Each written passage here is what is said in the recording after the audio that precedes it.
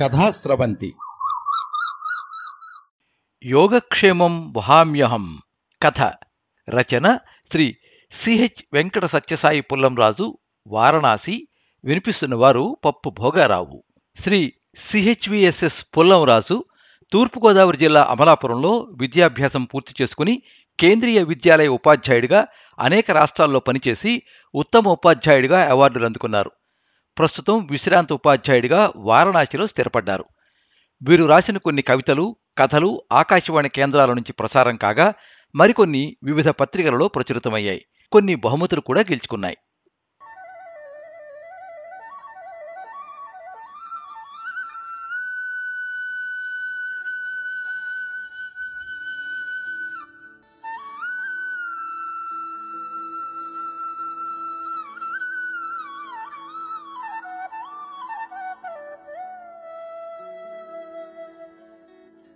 దేహినోస్మిన్ యథా దేహే కౌమారం యౌవనం జరా తథా దేహాంతర ప్రాప్తి ధీరస్తత్ర న ముహ్యతి.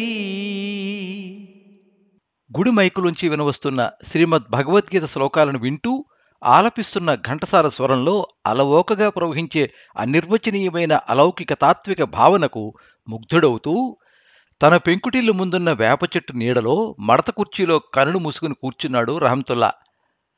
పడమటి కొండల్లోకి సూర్యుడు దిగిపోతున్నాడు. నెమ్మదిగా పక్షులు తమ గూటికి చేరుకుంటున్నాయి.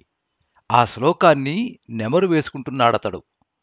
కౌమార యవ్వన వృద్ధాప్య దశలను దాటినట్లు ఆత్మ ఒక శరీరాన్ని విడిచి మరొక శరీరాన్ని పొందుతుంది. ధీరుడైన వాడు ఈ విషయంలో మోహం పొందడు. ప్రతిరోజు వినే శ్లోకమే, కాని ఎందుకో ఆ బలహీన క్షణంలో మనసు కలుక్కుమందతనికి. అప్రయత్నంగా కనుకొరుకులలోంచి గుండె వరువు దించుతూ కన్నీటి బిందువు జారి గతాన్ని గుర్తుకు తెచ్చింది.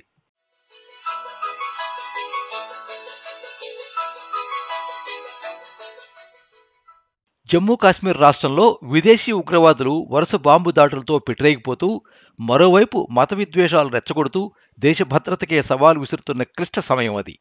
శ్రీనగర్ శివార్లలో ఒక భవనంలో ఉగ్రమూక నాయకుల సమావేశం జరుగుతున్నట్టు విశ్వసనీయ వర్గాల ద్వారా సమాచారం అందుకున్న సైన్యం వారి మీద దాడి చేయడానికి బయలుదేరింది.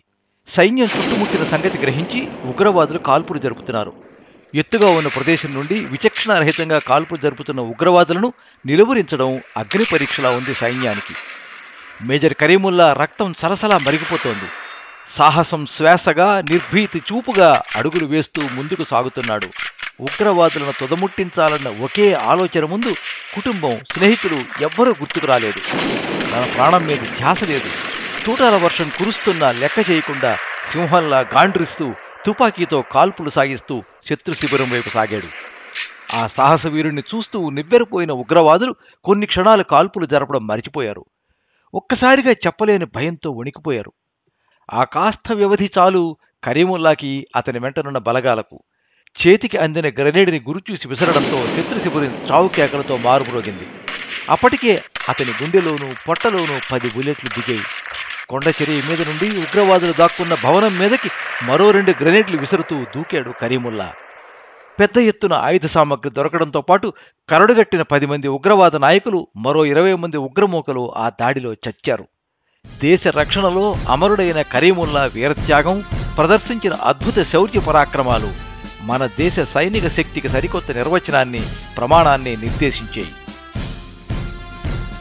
వార్తాపత్రికలలోనూ టీవీ ఛానళ్లలోనూ మేజర్ కరీముల్లా సాహసగాథను వేనోళ్ల ప్రశంసిస్తూ ఆ అమరవీరుడికి నివాళులర్పించారు.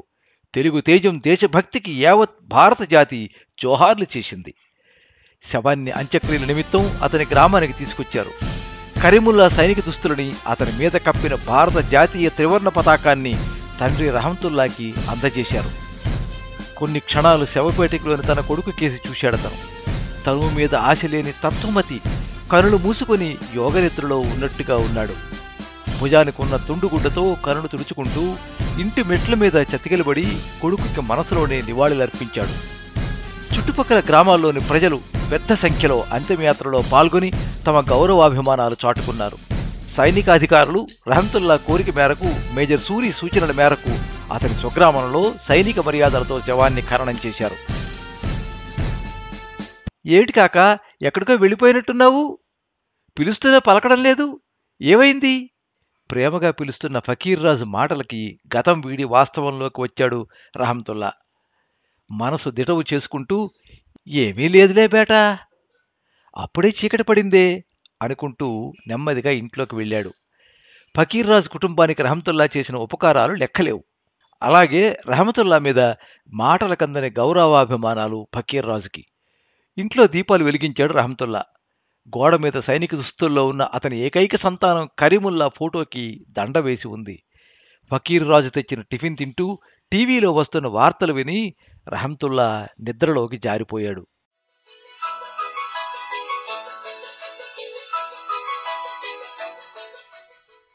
రహంతుల్లా పెద్ద చదువులు చదవకపోయినా లోకజ్ఞానానికి మాత్రం లోటు లేదు. అతని మదీనా హోటల్లో టీ త్రాగడం కోసమే ఆ చుట్టుపక్కల గ్రామస్తులు ఆ గ్రామానికి వస్తారనడం అతిశయోక్తి కాదు. కులమతాలకు అతీతంగా ఉన్నతంగా ఆలోచించడం, చక్కని మాట తీరు, ప్రవర్తనతో ఆ గ్రామంలో గౌరవస్థానం సంపాదించుకున్నాడతను. స్వశక్తితో సంపాదించుకుని చక్కని ఇల్లు కూడా కట్టాడు. ఇల్లాలిని తెచ్చుకున్నాడు. కానీ పురుడు పోసుకున్న 4 రోజులకే పసిపిల్లవాడిని అతని చేతిలో పెట్టి భార్య ఈ లోకం విడిచిపెట్టి వెళ్ళిపోవడం రహమతుల్లా జీవితంలో పెను విషాదం. దాంతో తల్లి తండ్రి తానే ఆ పిల్లవాడిని పెంచి పెద్ద చేశాడతను. అతని కష్టం చూడలేక ముస్లిం కుటుంబాల నుంచి ఆడపిల్లను తెచ్చి పెళ్లి చేస్తామని స్నేహితులు రామయ్య పంతులు, డేవిడ్ మాస్టర్ లాంటి వాళ్ళు చెప్పినా, నిజమే మీరు చెప్పింది, 2-3 పెళ్లిళ్లు నేను చేసుకోవచ్చు, మాలో అది తప్పు కాదు, పెళ్లి చేసుకుంటే భార్య వస్తుంది, నాకు సుఖంగానే ఉంటుంది, కానీ నా పిల్లాడికి తల్లి రాదు కదా అని సున్నితంగా వారి మాటల్ని తిరస్కరించేవాడు. పిల్లవాడే తన లోకంగా శ్రమించాడు. మనుషుల సుఖదుఖాలు పట్టని కాలం వేగంగా పరుగులు తీసింది. పిల్లవాడిని పెంచి పెద్ద చేసి ఇంజనీర్ని చేశాడు. ఒకసారి మాటల సందర్భంలో సైన్యంలో చేరి దేశసేవ చేయడమే తన ఆశయమని చెప్పాడు కొడుకు తండ్రికి. కొడుకుకి ఏమీ చెప్పలేక ఆలోచనలో పడ్డాడు. ఇదిలా ఉండగా ఒకరోజు, రెహమాన్ సాబ్, మీ బేటా మంచిగా చదువుకున్నారు, మీకు లోటేమని చెప్పండి, ఎక్కడికో పోయి నౌకరీ చేయడం ఎందుకు, మీకు వ్యాపారం ఉంది, మాకు వ్యాపారం ఉంది, బంగారం లాంటి నా కూతుర్నిచ్చి నికా చేస్తాను, ఖుషీగా ఇక్కడే మన కళ్ల ముందే ఉంటూ ఇద్దరూ సాఫీగా కాపురం చేసుకుంటారు, జర మంచిగా ఆలోచించండి అన్నాడు సల్మాన్ ఖాన్. అతను ఆ జిల్లాలో ప్రముఖ బంగారు నగల వ్యాపారి. సంతోషం సల్మాన్, మా మీద అభిమానంతో వచ్చారు, కుర్రాడితో మాట్లాడి చెబుతా అన్నాడు బదులుగా.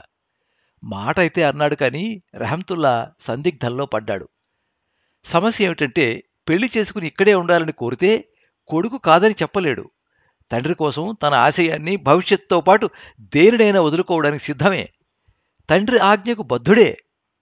అందుకే అంతటి సంస్కారవంతుడైన కొడుకు మహోన్నత ఆశయాలను తన స్వార్థం కోసం బలి చేయడం ఎంతవరకు సమంజసమని అతని సందేహం.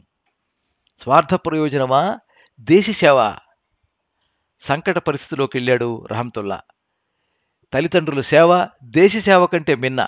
కొడుకు కోడలు మనవళ్ల మధ్య నీ శేష జీవితం సుఖంగా సాగిపోవాలి. బ్రతుకంతా బరువు బాధ్యతలేనా? రాను రాను తగ్గే ఓపిక, పెరిగే రోగాలు, రొచ్చులు. ఎవరో ఒకరి ఆసరా నీకు అవసరం. స్నేహితులు మేము ఉన్నాం, కానీ ఎంతైనా నీ కుటుంబ సభ్యులు కాలేముగా. డబ్బుకు లోటు లేకపోయినా నా అన్నవాళ్ళు నీకు అవసరం కదా అని సలహా ఇచ్చారు మిత్రుడు.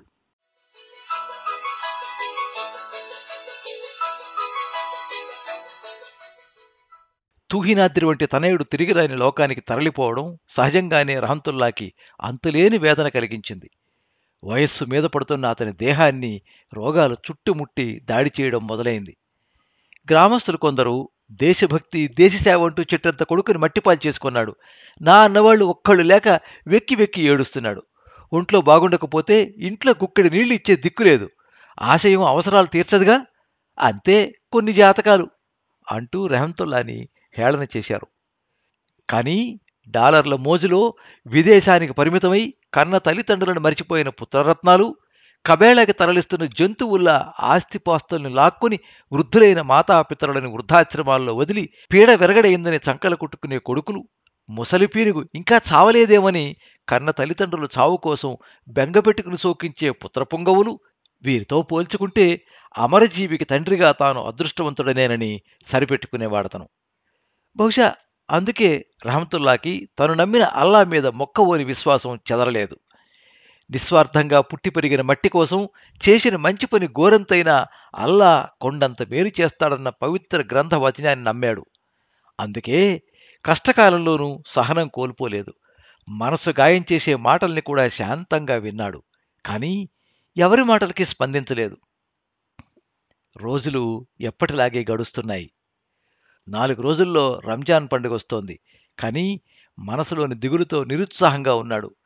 గతాన్ని నెమరు వేసుకుంటూ ఇంటి ఆవరణలోని మొక్కలకు నీళ్లు పోస్తూ ఉంటే ఏవో మాటలు వినబడితే తల త్రిప్పి చూశాడు. వేరే గ్రామంలో నివసించే దూరపు బంధువులు, స్నేహితులు వస్తున్నారు. పరుగులాంటి నడకతో వారికి ఎదురెళ్లి లోపలికి ఆహ్వానించాడు. రంజాన్ పండుగకి రహమతుల్లాని వాళ్ళ ఊరు తీసుకువెళ్లాలని వచ్చారు వాళ్ళు. వాళ్ళంతా కబుర్లు చెప్పుకుంటుంటే ఫకీర్ రాజు పలహారాలు తీసుకొచ్చాడు. ఇంతలో రివ్వున దూసుకొచ్చిన కారు ఇంటి ముందు ఆగింది. అక్కడున్న వాళ్ళందరూ ఆశ్చర్యంతో చూస్తుండగా ఆ కారులోంచి 6 అడుగుల అందగాడు, తెలుగుతనం ఉట్టిపడేలా చీరకట్టులో ఒక చిగురుబోడి జంటగా దిగారు. చూడచక్కని ఆ జంటను చూసి ఎవరికీ నోట మాట రాలేదు. వాళ్ళిద్దరూ సరాసరి రహమతుల్లా దగ్గరకొచ్చి నమస్తే అంటూ పాదాభివందనం చేశారు. వాళ్ళని ప్రేమగా పైకెత్తి ఈ అనుకోని అతిథులు ఎవరా అని రహమతుల్లా బుర్ర గోక్కుంటుంటే, అయితే నన్ను మీరు గుర్తుపట్టలేదన్నమాట అని నవ్వుతూ నల్లద్దాల కళ్ళజోడు తీశాడు ఆ యువకుడు. ఒక్క నిమిషం అతని ముఖం వంక తేరిపార చూశాడు రహమతుల్లా. ఇప్పుడతనికి ఆ సంఘటన, అతని మాటలు జ్ఞాపకం రాసాగాయి. కానీ నమ్మలేకపోతున్నాడు. ఇంతలో విషయం తెలుసుకున్న వాళ్ళందరూ ఆ ఇంటిని చుట్టుముట్టి జరుగుతున్నదంతా ఏదో సినిమాలా చూస్తున్నారు. ఆ యువతి రహమతుల్లా దగ్గరికి వెళ్ళి, పాపా, మేము ఉండగా నువ్వు ఒక్కడివి ఇక్కడ ఉండడం మాకు నచ్చలేదు. అన్నయ్య కరీముల్లాకి మేము వాగ్దానం చేశాం, కొడుకు లేకపోతే కూతుర్ని నేను నీ బాధ్యత వహిస్తానని. కాబట్టే ఈ భేటీతో మా ఇంట్లో మాతో బాటే నువ్వు ఉండాలి అంటూ రహమతుల్లా చేతులు పట్టుకుని బ్రతిమాలుతోంది. ఆ యువకుడు అక్కడున్న వారందరికేసి చూస్తూ, అమరుడైన కరీముల్లా నేను ప్రాణ స్నేహితులం, ఇద్దరం కలిసి పనిచేశాం. అంత్యక్రియల సమయంలో నేను వచ్చాను. నేను మేజర్ సూరి. నిజానికి రహమతుల్లా గారిని అప్పుడే నాతో పాటు తీసుకుని వెళ్లాలని భావించా. కానీ కొన్ని కారణాల రీత్యా అప్పుడు కుదరలేదు. దయచేసి మీరు ఆయన్ని మాతో బాటు పంపండి. సొంత కుటుంబంతో శాశ్వతంగా ఉండే అదృష్టం కలిగించండి. నా వాగ్దానాన్ని సాకారం చెయ్యండి అంటూ అందరికీ చేతులెత్తి దండం పెట్టాడు. ఇంటి మెట్ల మీద కళ్ళు మూసుకుని కూర్చుని అతని మాటలు వింటున్న రహమతుల్లా ఎన్నడూ లేని ఉద్విగ్నతకు లోనవుతున్నాడు. ఈ విచిత్ర బంధం ఈ వయసులో ఎలా ముడిపడింది? ఎవరు ముడివేశారు? అవ్యాజమైన ప్రేమ కురిపిస్తున్న ఈ ప్రేమమూర్తులను ఏ పేరుతో పిలవాలి? ఎడతెగని ఆలోచనలలో తలమునకలవుతున్నాడు. గ్రామస్తుల చూపులన్నీ ఆ యువ దంపతుల వైపు రహమతుల్లా చుట్టూ తిరుగుతున్నాయి. రహమతుల్లా కనులు విప్పి చుట్టూ ఉన్న వాళ్ళకేసి చూశాడు. ఎందుకో ఎవరికోసమో వెతుకుతున్న ఆ చూపులు ఒకచోట నిలిచాయి. చిరునవ్వు నవ్వి తన దగ్గరికి రమ్మని సైగ చేశాడు. రామయ్య పంతులు, డేవిడ్ మాస్టారు వచ్చారు. మీరు అనుమతిస్తే నా కూతురింటికి వెళతాను. మీరే చెప్పండి నేను ఏమి చెయ్యాలో అన్నాడు డగ్గుత్తికతో. ఇంట్లో నుండి గ్లాసుతో నీళ్లు తెచ్చి ఇచ్చింది ఆ కూతురు. అందరికీ ఫకీర్ రాజు భోజనాలు ఏర్పాటు చేశాడు. సాయంత్రం కావచ్చింది. రహమతుల్లా ఇంటి ముందున్న వేప చెట్టును ప్రేమగా నిమిరి కౌగిలించుకుని ముద్దు పెట్టుకున్నాడు. అక్కడున్న మడత కుర్చీని కారులో పెట్టారు. కారు తలుపు తీసి అల్లుడు పట్టుకున్నాడు. రహమతుల్లా నెమ్మదిగా కారు ఎక్కబోతూ ఎందుకో ఆందోళనగా చూడసాగాడు. రామయ్య పంతులు, డేవిడ్ మాస్టారు ఆయాసపడుతూ వస్తున్నారు. రహమతుల్లా ముఖంలో ఆనందం తాండవించింది. వాళ్ళు కొన్ని దస్తావేజులు అతని చేతిలో పెట్టారు. వాటిని తృప్తిగా చూసుకుని తిరిగి వాళ్ళ చేతుల్లోనే భద్రంగా ఉంచాడు. 2 చేతులు పైకెత్తి అందరికీ నమస్కరించి కారులో ప్రశాంతంగా కూర్చున్నాడు.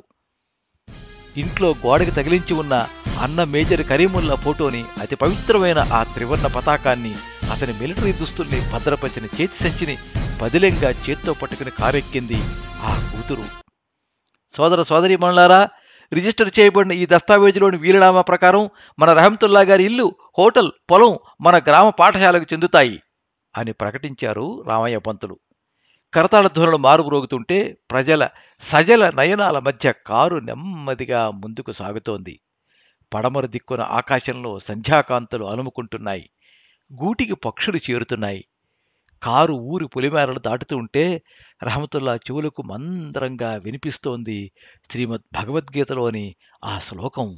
అనన్యాశ్చింతయంతో మాం ఏ జనాః పర్యుపాసతే తేషాం నిత్యాభియుక్తానాం యోగక్షేమం వహామ్యహం. తమ తనువులను తృణప్రాయంగా భావించి మాతృభూమి రక్షణలో వీరమరణం పొందిన అమరజవానులందరికీ సవినయంగా ఈ కథ అంకితం.